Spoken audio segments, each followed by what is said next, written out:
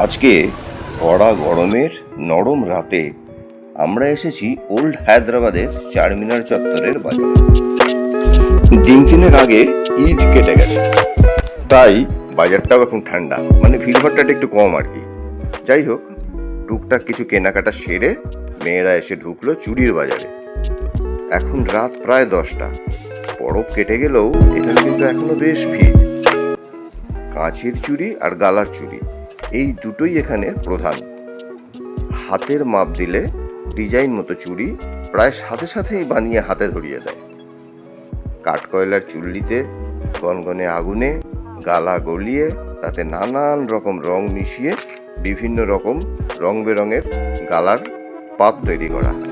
তারপরে বিভিন্ন রঙের গালাগুলোকে এক শৈল্পিক কায়দায় কি সুন্দরভাবে ওরা সেগুলোকে জোড়া লাগিয়ে একটা লম্বা রকম স্টিক তৈরি করে। তারপর যে চুড়ি বানাবে তার হাতের মাপ নেওয়া হয় একটা ধাতব বালায়, এবং সেই অনুযায়ী তাদের পছন্দ করা সেই যে স্টিকগুলো সেইগুলোকে আগুনে গলিয়ে সেই পাতের মধ্যে বসিয়ে কি সুন্দরভাবে দেখুন চুড়ি বানিয়ে দিচ্ছে। বালাও বানানো হয়, এবং এই দেখুন কি সুন্দর গোল করে ঘুরিয়ে নিল। এবার দেখুন চিমটা দিয়ে তুলে এই যে মাপের গোল চাকতির চারপাশ দিয়ে নরম গালা বসিয়ে দিল। এবার এটাকে ঘষে মেজে সুন্দর করে ফিনিশিং দিয়ে কাস্টমারের হাতে ধরিয়ে দেবে। এটা কিন্তু এখানের একটা বিখ্যাত জিনিস। এটা আমার আজকে দেখার সৌভাগ্য হলো।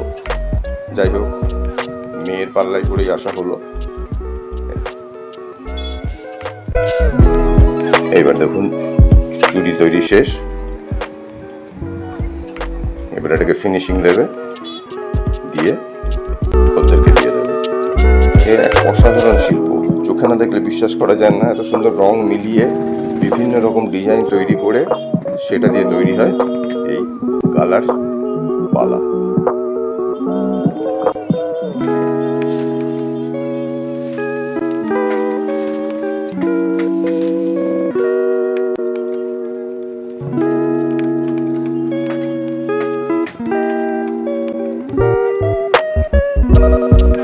কিরকম ভাবে কারিগর পালাটা তৈরি করছে দেখুন।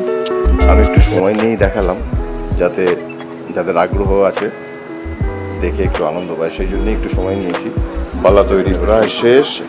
এবার এখান থেকেই পালা চলে যাবে সোজা দোকানদারের হাতে। সেখান থেকে আমার গিন্নি পেছনে বসে আছেন, তিনি হলেন খদ্দের, তার হাতে পালা গেলেই শান্তি। এবার আমরা চলে এলাম নিমরায়। এখানকার বিখ্যাত হচ্ছে ইরানি চা আর বান মাস্কা আর বেকারির বিস্কুট। এইটা না খেলে তো আজকের রাতটা জমবেই না, তাই সোজা চলে এলাম এই স্বাদ নিতে। এই হচ্ছে বান মাস্কা, পাশে বেকারির বিস্কুট আর ইরানি চা। এখন রাত প্রায় 12টার কাছাকাছি। চায়ে চুমুক দিয়ে চাঙ্গা হয়ে আলোকখচিত চারমিনারকে বিদায় জানিয়ে রওনা দেব বাড়ির দিকে।